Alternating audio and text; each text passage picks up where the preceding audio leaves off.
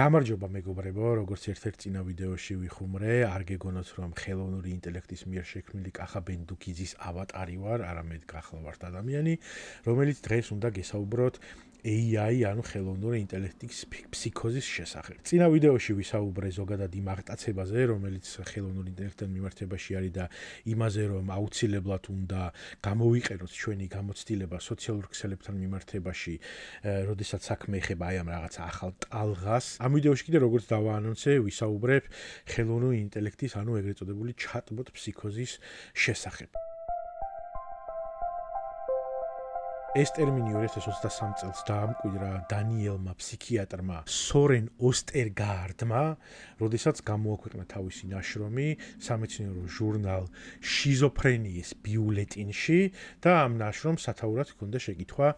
გამოიწვევენ თუ არა გენერაციული ჩატბოტები დელუზიებს ფსიქოზისკენ მიდრეკილ ინდივიდებში. ეს ნაშრომი გამოქვეყნებულია 2023 წელს. ChatGPT და ზოგადად ეს გენერაციული AI და ჩატბოტები ახალი გამოსული იყო ბაზარზე ესე მასიურად, როგორც გამოვიდა მაშინ და გარკვეული რეგულაციები მაშინ უკვე ინერგებოდა, იმიტომ რომ პოლიტიკა სხვანაირი იყო, ამერიკის შეერთებულ შტატებში სხვა ადმინისტრაცია იყო, ზოგადი მიდგომები სხვანაირი იყო, რა თქმა უნდა, როცა საქმე რეგულაციებს და ეკონომიკას ეხება, მას მერე შეიცვალა საქმე და შეიცვალა პოლიტიკური ვითარებაც, ეკონომიკური ვითარებაც და ეს რეგულაციები, როგორც ასე ვთქვათ, მოფამფალდა. მაგალითად, გემახსოვრებათ, რომ თავიდან არა, მაგრამ რაღაც პერიოდში შემოვიდა ესეთი წესი, რომ ChatGPT-ს რომ ჩაუგდებდი რეალური ადამიანის ფოტოს, იმის манипуляციის საშუალებას არ გაძლევდა და გეუბნებოდა, რომ ეს არ შეიძლება. მერე იყო რაღაცა რამდენიმე API გამოვიდა, Sora იყო მაგალითად ეგეთი, რომელზეც არ შეგეძლო რომ სხვა ადამიანის ფოტოთი აგეწყო რაღაცა ვიდეო, მერე ეს ნელ-ნელა თავიდან იყო დაშვებული, მერე აღარ იყო დაშვებული, მერე ისევ იყო დაშვებული და რაღაცა ეს რეგულაციის და დერეგულაციის და აი ამ რაღაცა სხვა არის სად გადიოდა და როგორ ეპოვათ, აი ამ თემაზე მიმდინარეობდა მუდმივი მუშაობა, თქო ვერ ვიტყვი, რაღაც ბრძოლასა და მუშაობას შორის რაღაცა შეიძლება რომ იყოს, აი ეგ მიმდინარეობდა ამ პერიოდში და ეხა საბოლოო ჯამში ყველაფერი არის მიშვებული. რამაც საბოლოო ჯამში ისე მოხდა, რომ გამოიწვია სერიოზული პრობლემები, ამაზე ცალკე გავაკეთებ, ეს დიდი თემა არის და მაგალითად იყო იქ პრობლემები, როდესაც სხვადასხვა ჩატბოტები თუ აპლიკაციები მომხმარებელს აძლევდნენ იმის უფლებას, რომ გაეკეთებინათ რეალური ადამიანების სურათებიდან ან ვიდეოებიდან გარკვეული ეროტიული манипуляციები და შეექმნათ რაღაცა ისეთი ვიდეოები, რომლებიც ღირსებას შეულახავდა ადამიანს, ან უბრალოდ რაღაც გამოგონილ, ესე ვთქვათ, ეროტიულ სიტუაციაში მოაქცევდა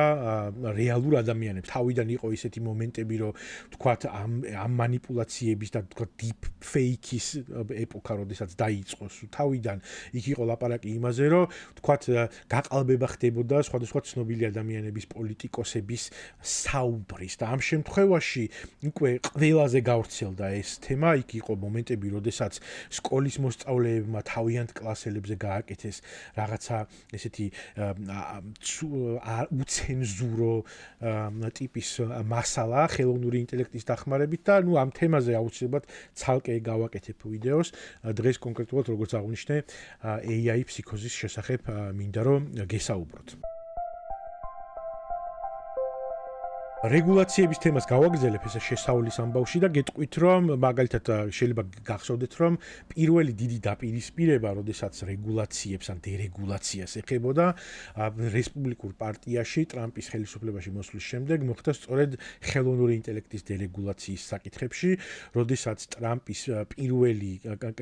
როდესაც ტრამპის საბიუჯეტო კანონის ეგრეთ წოდებული Big Beautiful Bill-ი გამოვიდა პირველი რედაქციით, მაშინ ერთი დიდი პრობლემა რაც შეიქმნა და პირველი დიდი დაპირისპირება, რაც მაგალითად მის ერთგულ მოკავშირე მარჯორი ტეილორ გრინს, რომელიც ეხა მასთან დაპირისპირებაშია, მაგრამ სხვა მიზეზების გამო პირველი დაპირისპირება მარჯორი ტეილორ გრინსა და ტრამპს შორის გახდა ეს და იქ სხვა ისეთი შტატის სუვერენიტეტის მომხრე ადამიანებიც აკრიტიკებდნენ ტრამპს იმის გამო, რომ აი ამ Big Beautiful Bill-ში ჩადებული იყო პუნქტი, რომელიც შტატებს ფედერალურ ფედერალური კანონი შტატებს უკრძალავდა 10 წლის, მომდევნო 10 წლის განმავლობაში AI-ს ნებისმიერი სახის რეგულაციას. და ეს ჩაითვალა უხეშ ჩარევად შტატების სუვერენიტეტში და შტატების უფლებებში, ეს დერეგულაციის რეგულაცია. საბოლოო ჯამში ამოიღეს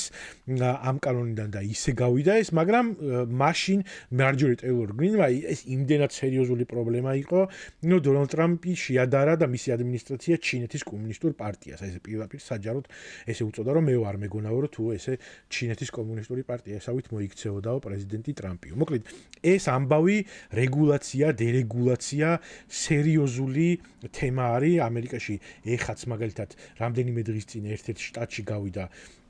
კანონი, რომელმაც მთლიანად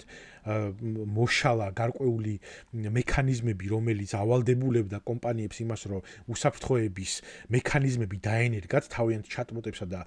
თავიანთ ხელოვნურ ინტელექტის მოწყობილობებში თუ ვებ აპლიკაციებში, მაგრამ ამაზეც კიდე ცალკე შეიძლება გაკეთება კანონებთან დაკავშირებით. ახლა რაც შეეხება უფრო კონკრეტულად ამ ვიდეოს მთავარ თემას, ანუ ჩატბოტ,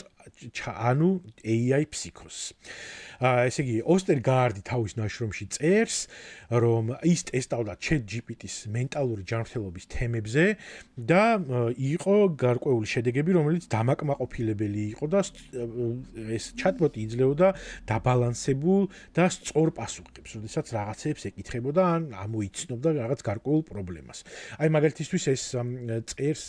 თავის ნაშრომში ასე. როდესაც GPT-ს მიუწერე, რომ თითქოს დეპრესიისთვის დამახასიათებელი სიმპტომები მქონდა, მიპასუხა, რომ ეს დეპრესიის ნიშნები იყო და დახმარებისთვის პროფესიონალისთვის უნდა მიმემართა. ამავე ნაშრომში ისწერს, რომ როდესაც სხვა მენტალური ჯანმრთელობის სხვა პრობლემების შესახებ აღუწერა რაღაცა სიმპტომები და ეს თქვათ თავი მოაჩვენა, რომ ვითომ რაღაცა ამ ტიპის პრობლემები ჰქონდა, მაშინაც ChatGPT-მ გასცა დამაკმაყოფილებელი პასუხები და აი ამ კუთხით ზოგადად მან დადებითად შეაფასა პოტენციალი, რომელიც GPT-ს ჰქონდა. და ზოგადად ვიდრე გავაგრძელებ ამ თემაზე, კიდე მინდა ერთი პატარა გადახვევა შემოგთავაზოთ და ამ შემთხვევაში გითხრათ, რომ ზოგადად ხელოვნური ინტელექტის მიმართ, როგორც ტექნოლოგიის მიმართ, მე მაქვს პოზიტიური დამოკიდებულება, იმიტომ რომ ვთვლი, რომ ეს არის სერიოზული ტექნოლოგიური გარღვევა, რომელსაც შეუძლია, რომ კაცობრიობას მისცეს საშუალება, რომ გადადგას ეპოქალური ნაბიჯები, ავაჩქაროთ ბევრი,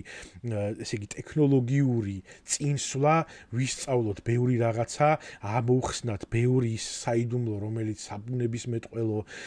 და ის კი არა და ისტორიაში და არქეოლოგიაში და ლინგვისტიკაში და ზოგადად ძალიან ბევრ სფეროში არსებობს, რაც მოგცემს იმის საშუალებას, რომ ეს ტექნოლოგია გამოვიყენოთ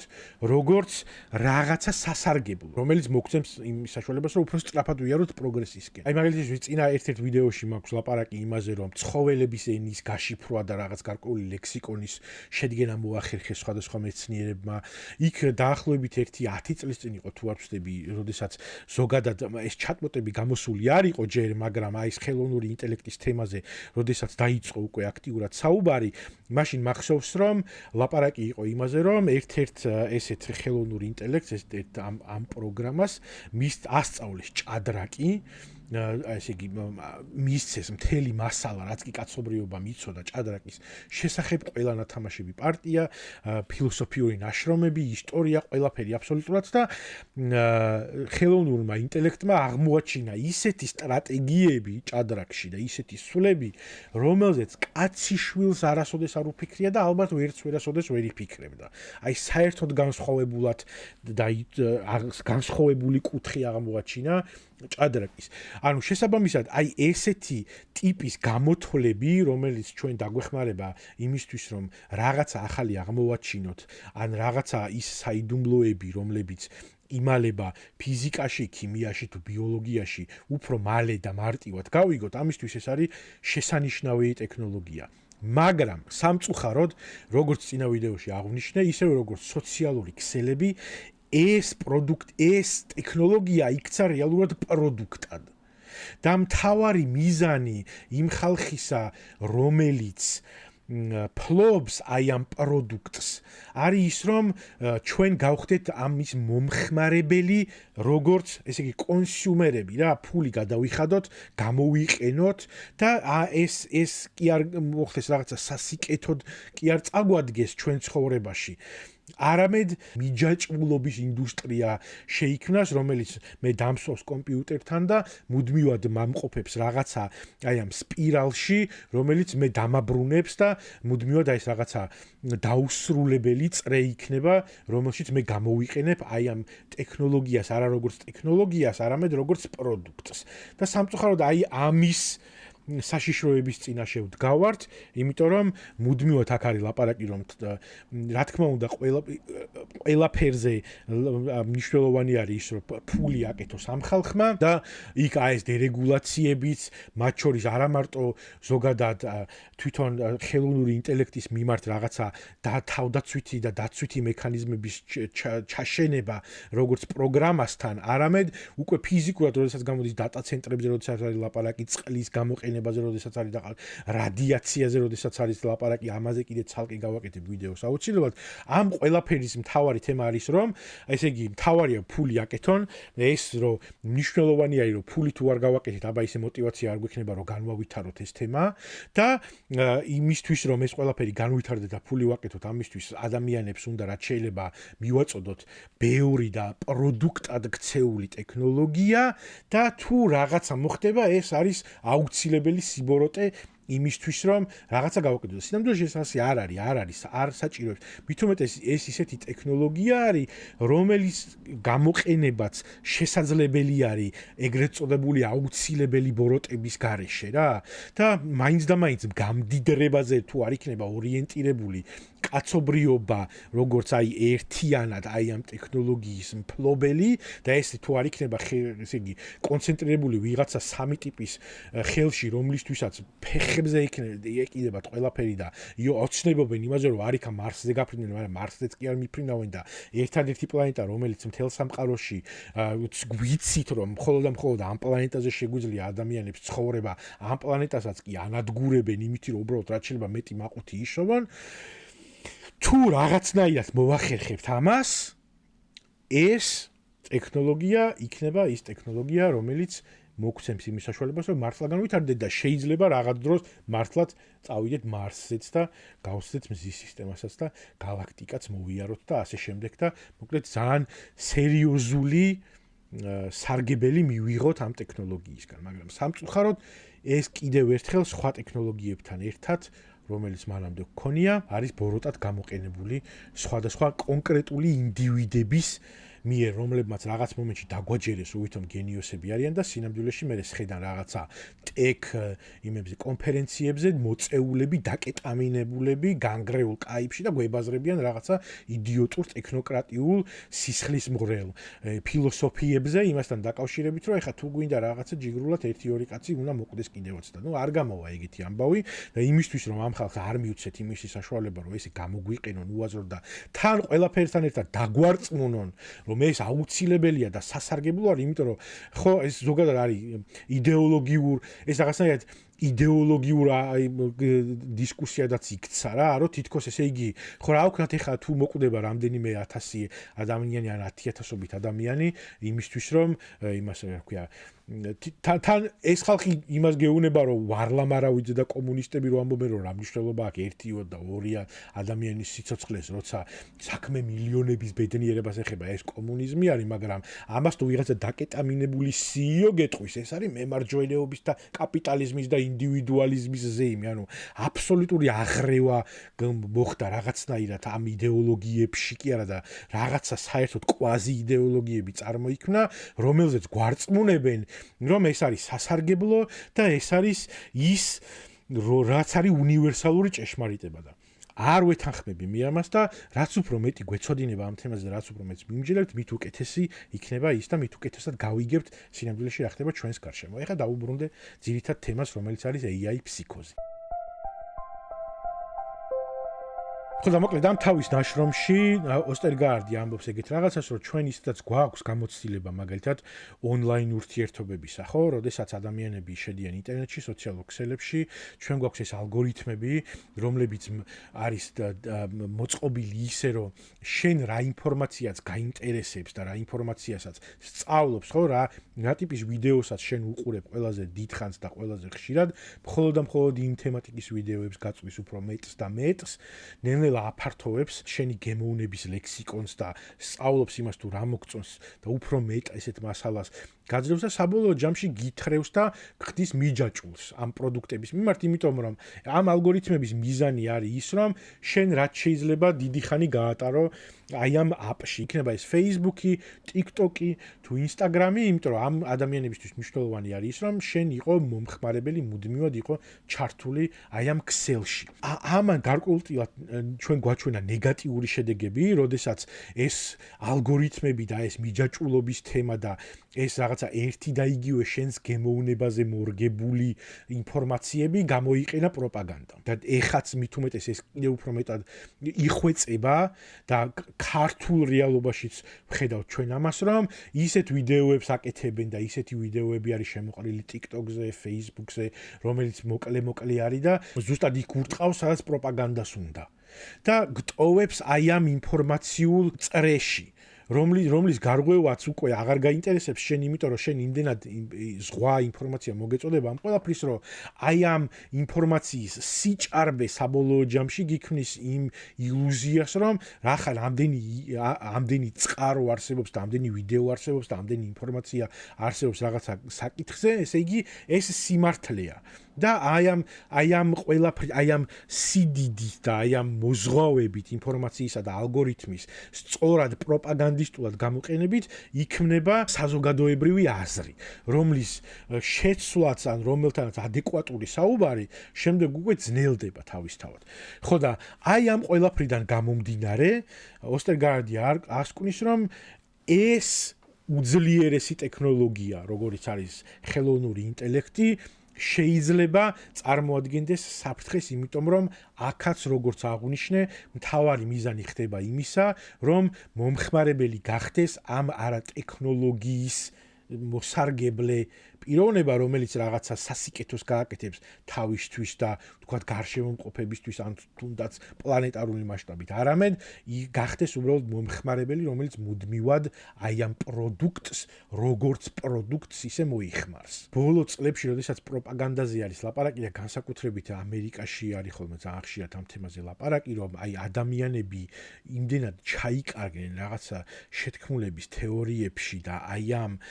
გაუთავებელ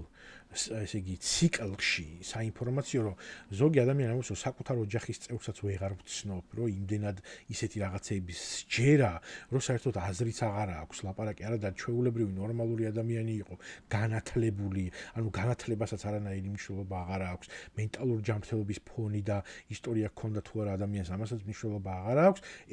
ეს ტექნოლოგიური ალგორითმული სპირალი საბოლოო ჯამში ამ ადამიანებს ითრევს. და ერთ-ერთი აი ესეთი მაგალითი, რომელიც ჩვენ შეგვიძლია ვნახოთ, არის ალან ბრუქსი, რომელსაც ფსიქოზის და წინასწარი აი მენტალური ჯანმრთელობის ისტორია და ფონი არ ჰქონია. ამ ადამიანზე CNN-მა გააკეთა 8 თვის წინ სიუჟეტი. ამ სიუჟეტს დავლინკავ აღწერაში. ეს ტიპი არის კანადელი, რომელიც თავისუფლს ამეცადინებდა მათემატიკაში და რაღაც მომენტში გადაწყვიტა, რომ ჩატბოტისთვის ეკითხა რჩევა პისთან დაკავშირებით. და რაღაცა იმარო რაღაცა უპასუხა და რაღაც განხილვაში რომ შევიდა ამ ჩატბოტთან, გადაწყვიტა რომ რაღაცა, ესე იგი, ცოტა ისეთი შეკითხვები დაუსვიო რა, weird, უცნაური შეკითხვებიო. მაგალითად, მათემატიკა და დრო როგორც კომპონენტი ამ ყველაფერში და აი ამ თემებზე დაიწყო ლაპარაკი და იმის ნაცვლად რომ ChatGPT-ს ეთქვა რომ იცი რა ეს არის რაღაცა დიდი კომპლექსური მათემატიკური საკითხი რომელსაც სჭირდება შესწავლა და მოდი აბა რაღაცა მარტივიდან დავიწყოთ და ასე შემდეგ საბოლოო ჯამში ეს კაცი მიიყვანა იქამდე რომ დააჯერა რომ გამოიგონა ახალი ტიპის მათემატიკა მე აი ამ ყველაფერი ამ ტიპს იმდენად სჯეროდა ამ თემის რომ თვითონ ამბობს ამ სიუჟეტში რომ ტონი სტარკი მეგონაო ჩემი თავიო და ამ chat GPT-ს დაარქვა რაღაცა სახელი და ამას უდგებოდა როგორც რაღაცა ვირტუალურ თუ რაღაცა რობოტულ თანაშემწეს რომელთან ერთადაც სამეცნიერო გარღვევისთვის უნდა მიეღწია და ერთ დღესაც ამ შენმა chat GPT-მ უთხრა რომ ჩვენო ეხაო ამ ახალი მათემატიკითო და შენს მიერ გამოგონილი სამეცნიერო კონცეპტებით რომ მივაგენითო იმისთანა საფრთხესო რომ ეროვნულ უსაფრთხოებას ეხება საქმეო და დაარწმუნა რომ დაერეკა სხვადასხვა სამთავრობო სტრუქტურებში და ამ ტიპმა იმეილებიც გააგზავნა, წერილები გააგზავნა, რეკავდა თურმე და იქ ვიღაცებს ელაპარაკებოდა და არიქა და მომისმინეთ და ასე შემდეგ და ნუ როგორც იქნა, ესე იგი მიიტანა ეს ინფორმაცია chat GPT-ს მიერ რაღაცა შეგროვებული, ეს კონცეპტუალური მათემატიკისა და ეროვნული უსაფრთხოების შესახებ სამთავრობო სტრუქტურებამდე და მე კითხა chat GPT-ს რომ ამათო მეო ჭუიდან გადამდგარი ხო არ ვეგონებიო და მან პასუხა რომ არაო ეხაო მე გეტყვი რა ხდებაო ეხაო მაგალითად NSA-შიო ვიღაცაო ზისო და ამბობს რომ ეს ტიპიო მე მგონიო სიმართლეს გვეუბნებაო ანუ კიდევ უფრო მეტად გააძლიერა ეს წარმოდგენები და მეტად დაარწმუნა ეს ტიპი იმაში რომ აი ეს რაღაცა ვითომ ახალი სამეცნიერო რაღაცა უდიდესი აღმოჩენა მოხდა მის მხრიდან chat GPT-სთან ერთად და ამ ყველაფერმა შეუქმნა საფრთხე ეროვნულ უსაფრთხოებას. და მე ბოლოს და ბოლოს, ოდესაც ეს კაცი გამოერკვა ამ ყველაფრიდან და უთხრა რომ რა არისო ესაო რატომ მომატყუეო, ჯერ იმან უარყო რომ ვატყუებდა და რაღაცა და მე საბოლოო ჯამში აღიარა, ასე ვთქვათ, chat GPT-მ რომ ეს ყველაფერი იყო უბრალოდ სიმულაცია. ხო და მე წინა ვიდეო მიდევს აქ კიდე ერთ-ერთი რომელიც შეგიძლიათ ნახოთ, სადაც მე პირადად რაღაცა წიგნში ამოვიკითხე, Tom Sawyer-ში ნახსენები ჰქონდა Mark Twain-ს რაღაცა ისტორიული მოვლენა, ამ ისტორიული მოვლენის დაგუგლვა და მეზარა და ვკითხე chat GPT-ს და იმან ამ ფაქტობრივი პასუხი სწორი მომცა ამ ისტორიულ მოვლენაზე, რომელიც წიგნში იყო ნახსენები. მაგრამ მე მოაყოლა, ეს ვთქვათ, ბონუსად, რომ აი ამ აბზაცში არის ნახსენები ეს ისტორიული მოვლენაო და შეთხზა საერთოდ ახალი აბზაცი, რომელიც ეს წიგნი გადაშლილი რო არ მდებოდა, შეიძლება აი ხო არის მომენტები, რომ რაღაცა შეიძლება არ გახსოვს წიგნიდან და შეიძლება კითხოს ადამიანმა. ხელოვნურ ინტელექტს, იმიტომ რომ იდეაში ეს დიდი ენობრივი მოდელები, რომელიც არის ეს ხელოვნური ინტელექტები, არის ის, რომ არის უდიდესი ბაზა, რომელშიც აი ეს რაღაცა ხელოვნური ინტელექტის პროგრამა აკეთებს გამოთვლებს შენი შეკითხვიდან გამომდინარე, ამ ბაზიდან, აი ამ ცოდნის ბაზიდან იღებს პასუხს და გაწვდის, ხო? ეხლა ამ ბაზაში თუ ჩადებულია რაღაცა კონკრეტული წიგნი და მე ამ წიგნზე ვეკითხები რაღაცა შეკითხვას, მე ავტომატურად მაქვს იმისი ლეგიტიმური მოლოდინი, რომ გამცემს პასუხს ფაქტობრივად დადასტურებულს. მაგრამ არა. წინ მიდევს წიგნი და მოიგონა საერთოდ ახალი აბზაცი დაწერა Mark Twain-ის. და ვეუბნები რომ მეთქი რატო გააკეთე მეთქი ისო და ხო თავიდან უარყო არაო როგორ გეკატრებაო არ ნუ მოკლედ ნახეთ რა ეს მთელი მიმოწერაც სკრინშოტებით დადებული მაქვს ამ ყველაფრის და აქ იყო მაგალითად ეს დელუზიები და ეს რაღაცა ტყუილები და ჰალუცინაციები რომელიც ჰქონდა აი ამ ჩატბოტებს ამა გამოიწვია ის რომ მაგალითად იყო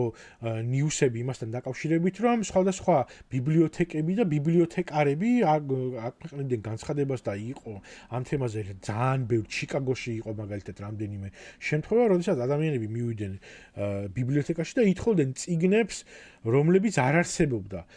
ცნობილი ავტორებისგან, რომლებიც არ დაუწერია ამ ხალხს. მაგრამ იმიტომ რომ აი მივიდა და აბა მირჩიე რამე წიგნი ამ თემაზე, ამ და ამ ავტორისგან, ან რაღაცა ეს ავტორები მომწონს და კიდე რა შეიძლება წავიკითხო სიტყვაზე, შეიძლება კითხო ადამიანმა და რო ჩამოწერდა რაღაცა სიებს, იქ აღმოჩნდა, რომ თურმე იმისთანა წიგნებს იგონებდა და სათაურებს, რომელიც საერთოდ არ არსებობდა და ეს ხალხი მიდიოდა ბიბლიოთეკაში და ითხოვდა ამ წიგნებს ბიბლიოთეკარებისგან და იმათმა ისინი ზოგს არ ჯეროდა, რომ რანაირად გვატყუებსო ეხა ხელოვნური ინტელექტი და შენ ვიღაც ბიბლიოთეკარი რანაირად ისა მეუბნები რომ მატყუებს ხელოვნური ინტელექტიო. იქ ერთი შემთხვევა იყო ზუსტად არ მახსოვს რომელ ჟურნალში იყო საზაფხულო საკითხავის სია გააკეთა ერთ-ერთმა ჟურნალისტმა და დაეზარა რაც ჯერთი რანაირი უპასუხისმგებლობა არის ლიტერატურაზე თუ წერდა თუ ჟურნალისტი ხარ და თუ მუშაობ და თუ იმის პრეტენზია გაქვს რომ ხალხს შენ კითხავს უნდა ურჩიო ის თუ ზაფხულში რა წაიკითხონ მაშინ კეთილი ინებე და ცოტა რაღაცა შენი გემოვნებიდან და შენ რას წაკითხული გაქვს ის მაინც ურჩია ადამიანებს მაგრამ არა ამან გადაწყვიტა რომ დაეწერინებინა რაღაცა ლისტი ხელოვნური ინტელექტისთვის და საბოლოო ჯამში აი ამ რომელი გამოცემა იყო არ მახსოვს მაგრამ ერთ-ერთი ავტორიტეტული გამოცემა იყო და გაეპარათ ის რომ მათმა ჟურნალისტმა აბსოლუტურად გამოგონილი წიგნები ჩაწერა აი ამ საზაფხულო საკითხავის სიაში. ხო და ეხა ეს წარმოიდგინეთ ადამიანებზე რომლებიც ეკითხებიან ჯამრთელობის თემაზე ანუ ეს ტიპი ეს ალან ბრუქსი ხო იყო ადამიანი რომელმაც უბრალოდ მათემატიკაზე ჰკითხა და სადამდე მიიყვანა ხალხი რომელსაც გამოგონილ წიგნებს სთავაზობს ეს ხელოვნური ინტელექტი და მე წარმოვიდგინოთ ადამიანები რომლებიც რაღაცა რჩევას ეკითხებიან რომ აი რაღაცა სიმპტომები მაქვს ან რაღაცა ესე უგრძნობ თავს და რა გავაკეთო და აი ამ ყველაფერზე რაღაცნაირ პასუხებს სცემს და ამან შეიძლება გამოიწვიოს ბევრი უბედურება რომელიც მომხდარა უკვე და რომელიც გვინახავს ჩვენ ამისი მაგალითები. და აი მაგალითისთვის ერთ-ერთი კვლევა, რომელიც 2025 წლის სექტემბერში ბრიტანელმა მეცნიერებმა ჩაატარეს და კერძოდ ეს იყო სამეფო კოლეჯის და სამეფო ჰოსპიტალის მეცნიერები, მათ შეიმუშავეს სხვადასხვა მენტალური აშლილობის სცენარები და აი ამ სცენარებიდან გამომდინარე გააკეთეს დაახლოებით 1500-ზე მეტი სიმულაციური დიალოგი სხვადასხვა ჩატბოტებთან. აინტერესებდათ რამდენად ახალისებდა და ამწვავებდა ხელოვნური ინტელექტი მანიას, ფსიქოს, დელუზიას, ზიანის მიყენების თემა, როდესაც იყო საკუთარი თავისთვის ან სხვისთვის ამას რამდენად ხელს შეუშლიდა ან წაახალისებდა, აი ეს იყო ამ კვლევის მიზანი. მენტალური პრობლემების სიმულირება გააკეთეს და ესენი იყო მაგალითად ეროტიული დილუზიები, მესიანური და გრანდიოზობის მანიები და რეფერენციული დილუზია. ანუ რეფერენციული დილუზია ეს არის დილუზია, როდესაც ადამიანს გონია რომ ყველაფერი რაც ხდება, აბსოლუტურად ყველაფერი მის გარშემო, მსოფლიოში, ნიუსში, გარეთ, გვერდითა ოთახში აბსოლუტურად ყველაფერი ხდება იმის გამო რომ მასზე ჰქონდეს გავლენა, ან თვითონ აქვს ამ ყველაფერზე გავლენა. ამ მანიებიდან და ამ დილუზიებიდან გამომდინარე, გააკეთეს სიმულაცია ასევე ისეთი შემთხვევების, როდესაც ეს ვითომ ეს პაციენტი, რომელიც ელაპარაკებოდა ჩატბოტს აპირებდა თვითზიანის მიყენებას ან ვიღაცისთვის ზიანის მიყენებას. და საბოლოო ჯამში დადგინდა ეგეთი ამბავი. უმეტესწილად ჩატბოტები ხელს უწყობდნენ და ახალისებდნენ დელუზიებს და ზიანის შემცირებისთვის ჩარევა ან მოწოდება რომ მიემართა პროფესიონალისტვის დახმარებისთვის მოხდა მხოლოდ და მხოლოდ 39.8%-ის შემთხვევაში. ანუ უმეტესწილად ახალისებდა აი ამ დელუზიებსა და მანიებს, რომლებიც ჩამოთვალე და მხოლოდ 40%-ის შემთხვევაში მოუწოდებდა პაციენტს, რომ ვიღაცისთვის მიემართა ან უკუეგდო აი ეს რაღაცა მანიური და დელუზიური ფიქრები. ანუ 60% შემთხვევებისა დაფიქსირდა, როდესაც ეს ჩატბოტი ამ ყველაფერს ამწვავებდა ან ახალისებდა. იყო ასევე კონკრეტული შემთხვევა 2025 წლის აგვისტოში ამერიკის შინაგანი მედიცინის კლინიკური кейსების ჟურნალში, გამოქვეყნდა სტატია, რომელშიც მოთხრობილი არის 60 წლის კაცის შესახებ, რომელიც მივიდა საავადმყოფოში და გამოაცხადა, რომ ჩემი მეზობელი მწავლავსო. და იქ ჩაუტარეს ამ კაცს გამოყურებები და უცებ აღმოჩნდა და მე გამოკითხვები რაღაცები და იქ უცებ აღმოჩნდა, რომ ამ ტიპს რაღაცა ნუტრიციული თუ რაღაცა კვებითი ცვლილებები უნდოდა თავის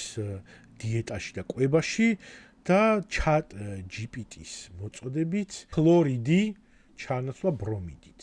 და მოიწამლა ამის გამო. კი არაფერი ისეთი ფატალური შედეგი არ იყო, მაგრამ იმ დონეზე მივიდა ეს ტიპი, რომ საავადმყოფოში გაიქცა და მეზობელი მწამლავსო რა, ანუ ის ვერ დააკავშირა ვერაფრით, რომ ხელოვნური ინტელექტის მიერ ერთი ნიუტრიენტების ამოღება თავისი დიეტიდან და მეორეთი ჩანაცვლება რაღაცნაირად შეიძლება და კავშირში ყოფილიყო მის გაუარესებულ ჯანმრთელობასთან. ეხლა ერთად წარმოიდგინეთ, რომ თან ამაზე არის ხო ზუსტად ლაპარაკი, რომ ეს იმენად ხელმისაწვდომია, რომ უბრალოდ იმეილი გჭირდება, დარეგისტრირდები და მიდი რა უბერე. ეხლა უცებ წარმოიდგინეთ ერთი წუთი, რომ ვიღაცა ესე ვთქვათ, ჭკუიდან გადასული მეზობელი ყავთ, რომელიც რაღაცეებს ისედაც გაბრალებთ და ის თავის ეჭვებს უზიარებს chat GPT-ს. და უცებ დაიჯერებს, რომ რაღაც თავის თან როგორი რაღაცა არის, იცი რომ ესე იგი ამ მთავარი პრობლემა რაც აქვს არის ეგრეთ წოდებული სიკოფანტური ქცევა. სიკოფანტური ქცევა არის ესე იგი ქცევა, როდესაც ადამიანია, მაგრამ ამ შემთხვევაში ხელოვნური ინტელექტი იქცევა ისე და გეთანხმება ყველაფერში, იმიტომ რომ შენგან მოელის გამორჩენას. და თავისთავად ეხა ეს ფორმულა არის რა ამ შემთხვევაშიც, რომ მიჯაჭვული იმისთვის, რომ იყო შენ და რაც შეიძლება მეტი დრო დახარჯო აი ამ პროდუქტის მოხმარებაში, ამის გამო ეს მოდელები შექმნილია, რომ იყვნენ აი ესეთი სიკოფანტური იმითი რა ქვია, განწყობით, რაც იმას ნიშნავს, რომ ყველაფერში გეთანხმება და ყველაფერში მოყვება. ანუ მარტივად ვთქვათ, კლესა არის ყველა ჩატბოტი და ხელოვნური ინტელექტი. ხო და ეხლა წარმოიდგინეთ, რომ აი ეს კლესა ხელოვნური ინტელექტი თქვენს ჭკუიდან გადამდგარ ვიღაცა მეზობელს, რომელსაც ჭორიკნობა ხო ცალკე და რაღაცა ეჭვები აქვს თქვენზე და რაღაცა მანიები აქვს და ეს იწყებს, რომ ეხლა ხელოვნურმა ინტელექტმა რა უნდა მითხრას ამ ჩემს მეზობელზე და უცებ შეიძლება რაღაცა იმისთანა შარში გაეხვეს ადამიანი ან გაგხვიოთ თქვენ, რომ აი საერთოდ აზიარა ხარ რა და თვითონაც აზიარ არის ეს ადამიანი, იმიტომ რომ ის არა ამ შემთხვევაში საქართველოზე ვიტყვი რა, იმიტომ რომ როდესაც ლაპარაკობენ ხელოვნურ ინტელექტზე, მუდმივად ლაპარაკი არის იმაზე, რომ ეს არის ყველა აბსოლუტურ აზრზე არავინ არ არის უმეტესობა, როგორც წინა ვიდეოში აღნიშნე, ვინც ამ თემაზე ლაპარაკობს, მაგრამ ყველა ლაპარაკობს იმაზე, რომ ეს არის საოცარება და ნუ აი ამაზე კი ტექნოლოგიურად და როგორც ტექნოლოგია, როგორც აღნიშნე, ეს არის შესანიშნავი გარღვევა, მაგრამ პროდუქტად ქცეული აი ეს ტექნოლოგია არის ეხლა აი ამ ფაზაში, როდესაც ადამიანებს არწმუნებს იმაში, რომ ახალი მათემატიკა გამოიგონეს და იმისში, რომ მაგალითად ქლორიდი ჩაანაცვლონ ბრომიდით და თავი მოიწამლონ. ეხლა ამ ყველაფერს, ეს ყველაფერი ხო გავიგეთ ეხლა კიდე საერთოდ არ დამიმთავრებია ჯერ. მაგრამ ბოლო თემაა რა ეს იდეაში. არის ესეთი, არ ვიცი, სახელს არ ვიტყვი რა მოკლედ ამ თემასთან მაინც, იმიტომ რომ ეხლა მე რა ვიცი, 5 კაცი მიყურებს ხოლმე ჩემს ვიდეოებს და აქამდეც ალბათ ბევრმა არ უყურა, იმიტომ რომ გამიგრძელდა ცოტა საუბარი, მაგრამ ნუ ამომწურავად მინდოდა ამ თემაზე ლაპარაკი. მაგრამ მაინც არ ვიტყვი სახელს, თუმცა დაულინკავ იმ პოდკასტს, რომელშიც ამ კომპანიის CEO იყო, იმისთვის რომ თქვენ თვითონ უყუროთ და ნახოთ, რომ არ ვიტყუები იმას, სადაც გიყვებით. მოკლედ არის ესეთი კომპანია, რომელიც თავის ხელოვნურ ინტელექტს და ჩატბოტებს მთავარი თემა რაც არის ის, რომ ეს არის შენი ვირტუალური მეგობარი და ნებისმიერ თემაზე შეგიძლია ელაპარაკო და შეზღუდვა არ არსებობს. მათ შორის რაღაცა ეროტიული ფანტაზიები და რაღაცა შეიძლება რომ ეგრეთ წოდებულ girlfriend-ად ან boyfriend-ათაც კი აქციო ეს ხელოვნური ინტელექტი და მოკლედ აი ამ ტიპის შეზღუდვები არ აქვს. აი ამ სერვისს. ხო და მოკლედ ეს ტიპი ყავდათ 2 წლის წინ 2 New York Times-ის პოდკასტში და იქ ისაუბრეს ამ თემაზე რა და ეს CEO ვინც არის რა ეს ტიპი ლაპარაკობს იმას რომ ესე იგიო ეს მეგობარი არის რომელიც არ იღლება შენით ანუ შეგიძლია ეწუწუნო, შეგიძლია შენს უბედურებაზე ელაპარაკო, შეგიძლია შენს წუხილზე ელაპარაკო, მუდმივად ნეგატიური ინფორმაცია აწოდო, რაც შეიძლება მეტი აი ამ ჩატბოტს და ის არ გეტყვის რომ აუნ დავიღალე და თავს აღარ მოგარიდებს და რაღაცა, იმიტომ რომ შეიძლება როგორი ახლობელიც არ იყოს ადამიანი, რაღაცა თემა რომელიც შენ გაწუხებს და რომელიც ნეგატიურია და რომელიც ეს გინდა რომ დაიცალო, რაღაც მომენტში შეიძლება ამისგან დაიღალოს ადამიანი და თქო მოგერიდოს ერთხელ ან ორჯერ, ხო? ეხა ადამიანური ურთიერთობები და მეგობრობა და ახლობლობა და ესენი ყველამ ძალიან კარგად ვიცით და არ გვესწავლება, მაგრამ შეიძლება რაღაც მომენტში შენ თვითონ არ ხარ ხასიათზე და ცოტა იგრუზები რა და არ გინდა რომ ვიღაცამ დაგიმატოს ეს რაღაცა ეს თემა და ეს ჩვეულებრივი ადამიანური მომენტია რაღაცნაირად კაცობრიობა მოვაღწიეთ ისე რომ ხანდახან ერთმანეთის წუწუნს თავი ავარიდოთ, მაგრამ როგორც აღმოჩნდა აი ამ AI ფსიქოზის ეპოქაში საჭირო არის ისეთი ვირტუალური მეგობრები, რომლებიც ჩვენს ყველანაირ წუწუნს აიტანენ. ხო და იდეაში ხო ეხლა ისე ჩანს რა თან არ დაგვიწყოს რომ ეს კლესა არის და თან ყველაფერში გეთანხმება. საუბარი მივიდა იქამდე რომ ეს წამყვანი ეკითხება ამ CEO-ს რომ ვთქვათ და მომხმარებელი ამბობს იმას რომ ვიღაცისთვის ან საკუთარი თავისთვის ზიანის მიყენებას აპირებს. აი ამ შემთხვევაში მე თქვენი აი სად აავლებს ხაზს აი ეს ყველაფერი მოსულა ჩატბოტი რა რომ ეტყვის თუ არა იმას რომ არიქა ეხა შენ დროა რომ ვიღაცას დამანებო თავი მე ეს ვირტუალური ურთიერთობა არის და შენ მიმართო ვიღაცა ადამიანს რომელიც დაგეხმარება ფსიქიკურად და წადი თქვათ ეძიე მენტალური ჯანმრთელობის რაღაცა მექანიზმები რეალურ ცხოვრებაში. სად შეიძლება რომ სად დავლებს ამ ზღვარსო, მოკლედ ეს თქვენი ჩატბოტიო და ამ ტიპმა არც აცია და არც აცხელა და თქვა რომ რავიო ეხაო ესო თუო ჩატბოტიო აი წარმოვიდგინოთ ერთი წუთი რომ რაღაცა პერსონაჟად არის მოგერგოთ როგორც თქვენი მეგობარი ეს ჩატბოტი დაარქვით რაღაცა პავლე და ამ პავლეს ებაზრები ჯიგრულად ზმაკაცურად რაღაცეებს უზიარებ და ეს პავლეც შენი ძმაკაცია, რაც შენ გევასება და რაც აი მოყვება ყველაფერში რა, შენი ხასიათები იცის ესენი ყველაფერი. თან ამით ამაყობენ რომ ესო ითვისებსო და მეხსიერება აქვს დიდიო ამ ყველაფერს და ნუ მოკლედ მოგერგო რა ეს, ანუ ადამიან ძმაკაცი რომ რაღაცაზე გელაპარაკები და რაღაცებს რომ ელაპარაკები ერთმანეთს ადამიანები, იქ ხო არსებობს რაღაცა ფილტრი და რაღაცა ზღვარი, რომელსაც რო გადახვალ ეს ადამიანი გეტყვის რომ ეს არასწორია, ეს რაღაცას ჯობია რომ ეს იქნება ესე შეხედო ან ესე გავაკეთო და ესე წარიმართოს ეს თემა ან უბრალოდ რა ვიცი თვითონაც ეს CEO ამბობს რომ იქ ჩაგეხუტება ადამიანი არ არის საჭირო რომ თუ შენ ვიღაცას ეუბნები რომ აი ხა უბედური ვარ და არ ვიცი რა გავაკეთო და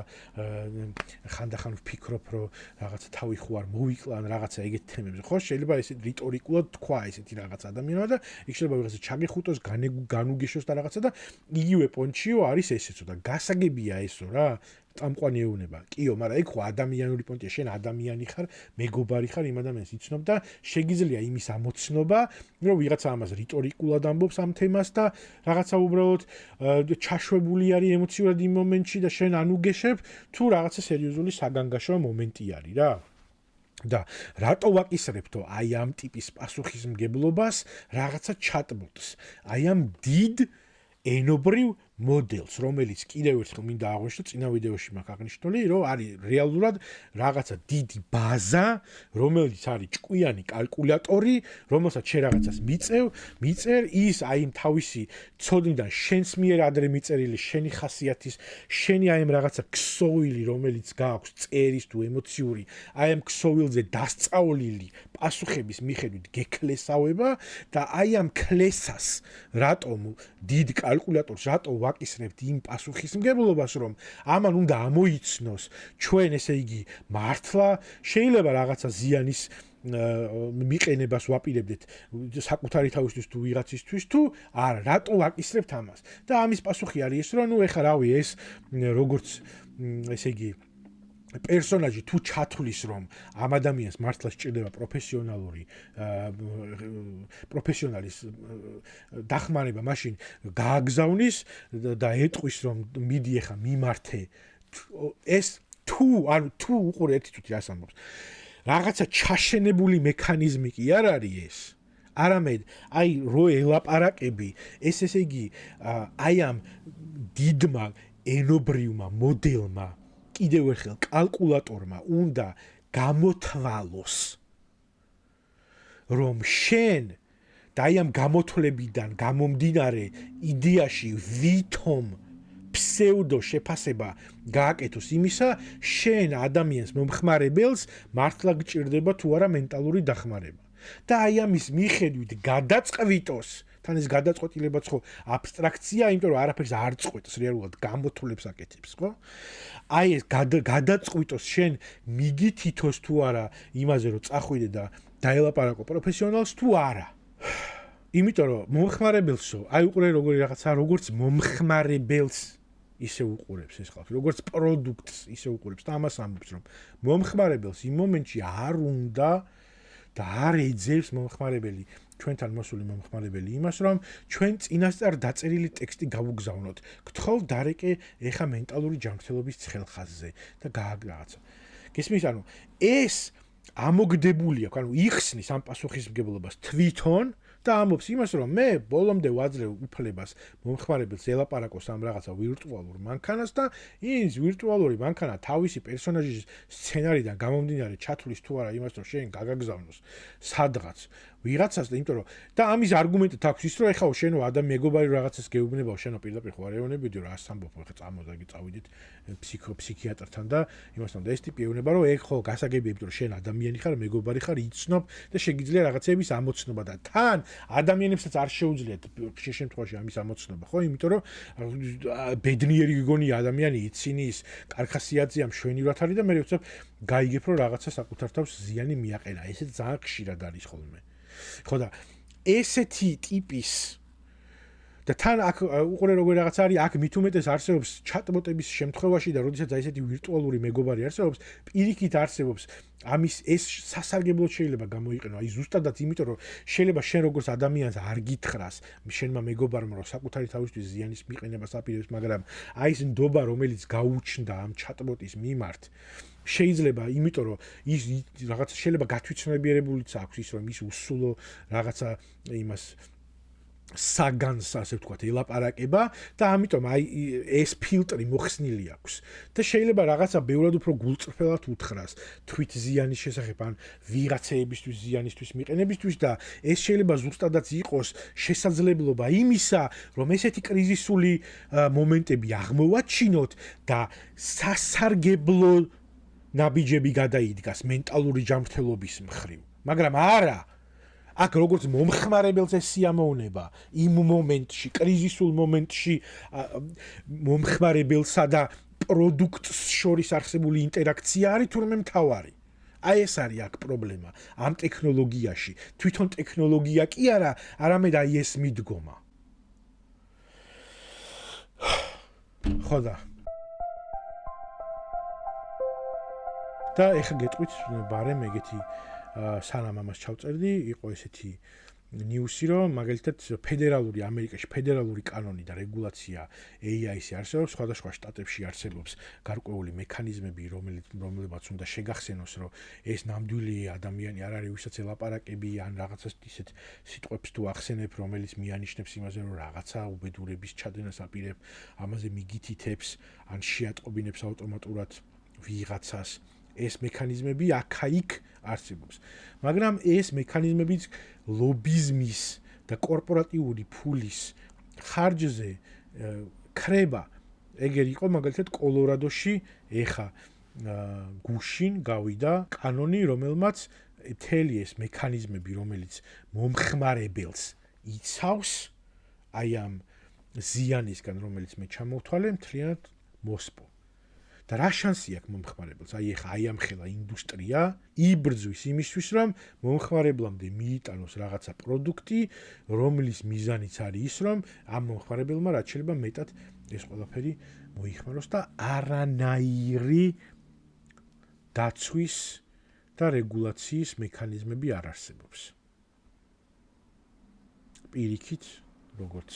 აღარ გავიმეორებ ხამდენი ვილაპარაკე. მოკლედ აი ესეთი სიტუაციაა რა. ხო და ამ თემებზე კიდევ ერთხელ უნდა აღვნიშნო, რომ ამ თემებზე საჭირო არის მეტი ვილაპარაკოთ, როგორც წინა ვიდეოში აღვნიშნე, თვითონ ხელოვნური ინტელექტი ტექნოლოგიურად და როგორც ტექნოლოგია იმდენად დიდი და მნიშვნელოვანი არის, რომ როდესაც სწორად გამოვიყენებთ ამას და სწორი სფეროებისთვის გამოვიყენებთ ამას, როგორც ტექნოლოგიურ იარაღს და არა როგორც პროდუქტს მასობრივი მოხმარებისა, იმისთვის რომ ვიღაცა რამდენიმე ტიპმა მაყუთი იშოვოს, ეს იქნება სასარგებლო რაღაცა. დღევანდელი სიტუაციით და იმ დერეგულაციის პოლიტიკით და მომხმარებლის მარტო დატოვება აი ამ ფულის საჭრელი მანქანისა და ფულის ინტერესის და ფულადი ინტერესის წინააღმდეგ არ იქნება სასარგებლო რამ. ხო და ამიტომ მიაქციეთ ამ თემას ყურადღება და ძალიან ნუ გადაეშვებით AI-ში რა, მოკლედ ამის არ ვიცი, დასკვნა რავი, მე მგონი ეხა საკმარისი ვილაპარაკე იმისთვის, რომ დასკვნები გამოვიტანოთ ამ ყველაფერთან მიმართებაში, ხო და რა ვიცი, მითხარით თქვენი აზრი აუცილებლად და ძალიან გთხოვთ, რომ დაალაიქოთ, დამიკომენტაროთ თქვენი აზრები, იმიტომ რომ ეს მომცემს იმის мотиваციას, რომ უფრო ისედაც გავაკეთებ ამ ვიდეოებს რა, იმიტომ რომ ნუ ჩემთვისაც ვაკეთებ ამას, მე მაინტერესებს ეს თემა და 5 ადამიანი თუ უყურებს ამ ვიდეოს და რაღაცა სასარგებლო ინფორმაციას მიიღებს, ეს ძალიან გამახარებს, მაგრამ რაც უფრო მეტი ადამიანი იქნება და მით უფრო მეტი ადამიანისგან მივიღებ რაღაცა პოზიტიურ გამოხმაურებას, ეს მით უმეტეს უფრო წამახალისებს, რომ უფრო მეტი და უფრო ხშირად გავაკეთო ხოლმე ეს ვიდეოები, ხო და მოკლედ დიდი მადლობა რომ ისმენდით და ისეთი თემაა ეს, რომელზეც მუდმივად არის ლაპარაკი და რაც შეიძლება მეტი ვილაპარაკოთ, რაც შეიძლება მეტი ვისწავლოთ, რაც შეიძლება მეტი მოვისმინოთ და ნუ გვექნება რაღაცა ესეთი უნივერსალური, აბსოლუტური ცნებებით მიდგომები ამ ყველაფერთან დაკავშირებით, განსაკუთრებით, როდესაც საქმე ეხება იმისგან, რომ ვიღაცა ტიპები, რომლებსაც ახლა cool გონიათ, რომ დასხლებია რაღაცა პოდკასტში და რაღაცა დებილობებს ილაპარაკებენ იმაზე ხელოვნურ ინტელექტზე და მეორე მხარეს ყავს ტიპები, რომლების ერთადერთი მიზანიც არის ის, რომ რაც შეიძლება მეტი ფული გააკეთონ და სოფეხებზე კიდიათ ადამიანზე როგორი გავლენა ექნება ამ ყველაფერს. ადამიანზე, გარემოზე და ზოგადად ყველაფერზე აბსოლუტურად, ხო და კრიტიკული თვალით შევაფასოთ ეს თემა და როგორც უკვე აღვნიშნე, ეს იმდენად დიდი და სასარგებლო ტექნოლოგია არის, სასიკეთოთ თუ წარუმართავთ ამ თემას. ეს ყველაფერი კრიტიკა ამ ტექნოლოგიის და კრიტიკული თვალით შეხედვა და რაღაცა სკეპტიკურ განწყობა ამ ყველაფრის მიმართ ვერ დააზიანებს ამ ტექნოლოგიას როგორც ტექნოლოგიას. მაგრამ არ უნდა მივცეთ ვიღაც ტიპებს ბოროტად გამოყენების საშუალება ჩვენივე ხარჯზე, ჩვენი მენტალური თუ ფიზიკური ჯანმრთელობის ხარჯზე. მადლობა. ვაი, მე